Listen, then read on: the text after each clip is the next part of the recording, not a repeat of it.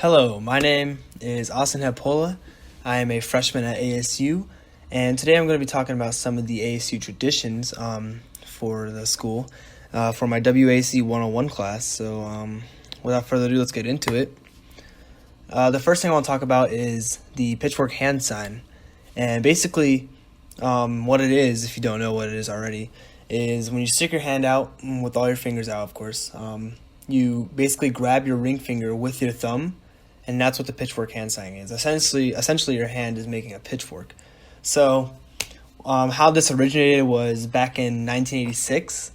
There were three students who, they wanted to create a sign for ASU because that's back when football was pretty big for the school back then, and it still is. But, these students wanted to create a hand sign much like the Texas Hook'em Horns or the Florida State Tomahawk hand gesture. So they just came across it one day. One of the students didn't even go to ASU, went to BYU, fun fact.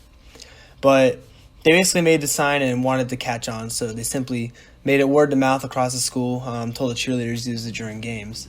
And pretty much just caught on like that since then. And now across the nation, across the world, people know what that sign is, they're related to ASU. And this is pretty important because, this hand gesture is it's a big part of our school spirit. Like when you're out in public and you see someone with the ASU gear on, you're like, oh, hi, I want the ASU too. And you hold your pitchfork up and they'll know what you mean by that. So, it's a good gesture to just meet and greet people, and also good marketing strategy as well. But next thing I want to talk about is the palm walk. So if you don't know what the palm walk is, basically it's a huge pathway for Tempe campus with these broad and gigantic palm trees. And when you're walking across campus, you'll see them. They're pretty big. And this pathway pretty much is like main central for the campus, kind of leads you to a lot of things, classes and such. So these palm trees were pretty much planted back in 1916 when the former president back then, his name was John Matthews, he basically wanted to plant the trees, give the university some more life. And at the time, that was the cheapest option for the campus, was to buy palm trees. They were around $7 per tree back then, so it was pretty cheap alternative when ASU wasn't bringing in much money. But this is pretty important because, next time you see these trees, they're not just any kind of tree. They correlate with Tempe. They give off Tempe vibes, You're not down south in U of A where it's just, pure desert, or, back east, they got their own thing going on. But, when you have these palm trees and the nice sunny view, it makes you really feel like you're in Tempe. Another thing I want to talk about is the U of A rivalry. So, ASU and U of A, big rivalry. If you come across a U of A student, you might be sick to your stomach. But, this rivalry has originated ever since it seems that ASU came along. So U of A, they were created in 1885 as pretty much the first university in Arizona. And around the 1950s, Arizona State came, and they were named Arizona Tempe College at the time. And they wanted to make the change to be called Arizona State University, but U of A did not like that, and they tried everything in their power to overthrow the name as ASU was trying to make the name approved across the state. And eventually ASU did become ASU.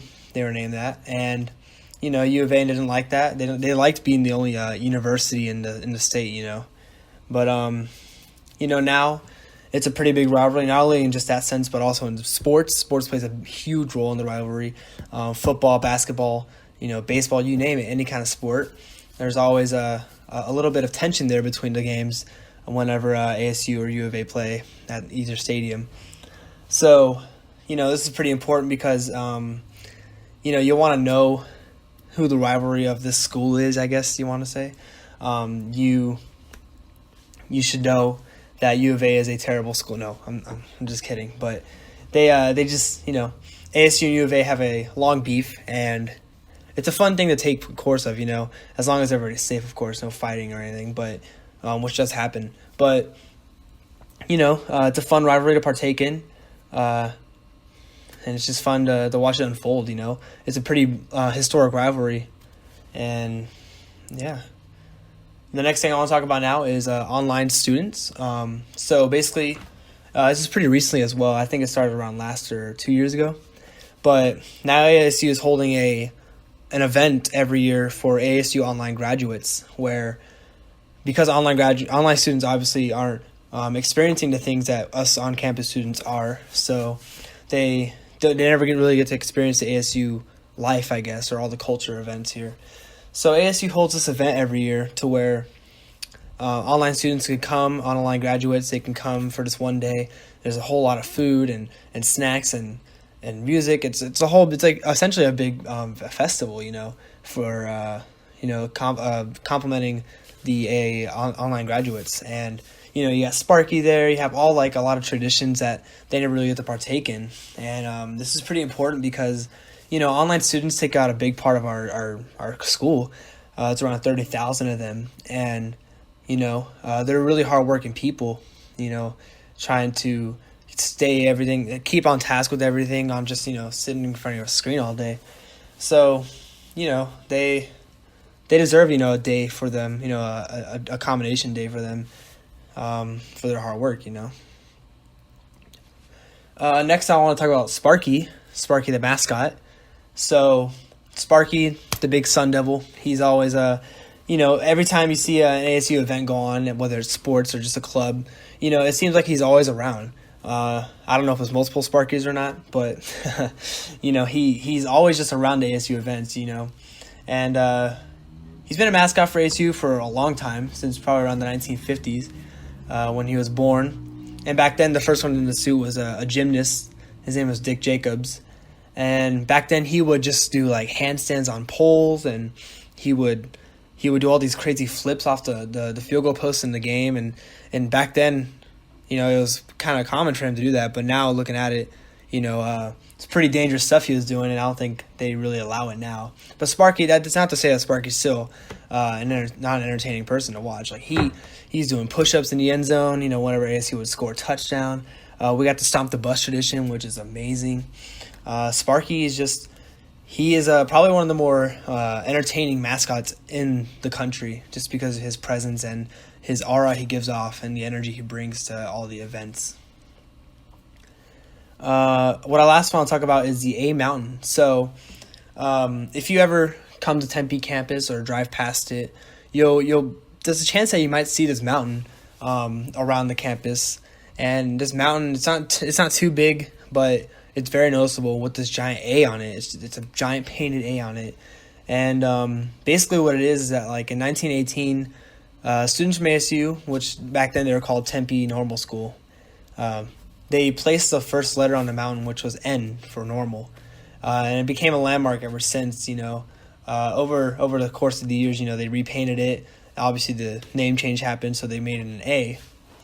And a few times actually, U of A, going back to the rivalry, people from U of A would actually paint over the mountain and defilate it and just try to, get a laugh out of it and just kind of humiliate us. But, we found ways to paint over it and stuff. It's a pretty good tradition for incoming freshmen who, want to step their foot in the door of like ASU traditions and culture and stuff. Just a way to get out. They come to the mountain. So it happens at the beginning of every year around August, where they invite freshmen in the morning to paint the mountain, and it's just a fun time to do. Got a good tradition there. It's pretty important because, like as I said, it's a good way to introduce freshmen to the ASU culture and tradition, and just a nice historic landmark for the campus. That's all I have though for ASU traditions. There's a lot more. There's a lot of them, but those are just some of the few main ones. And I hope that covered any tradition questions you have. Thank you.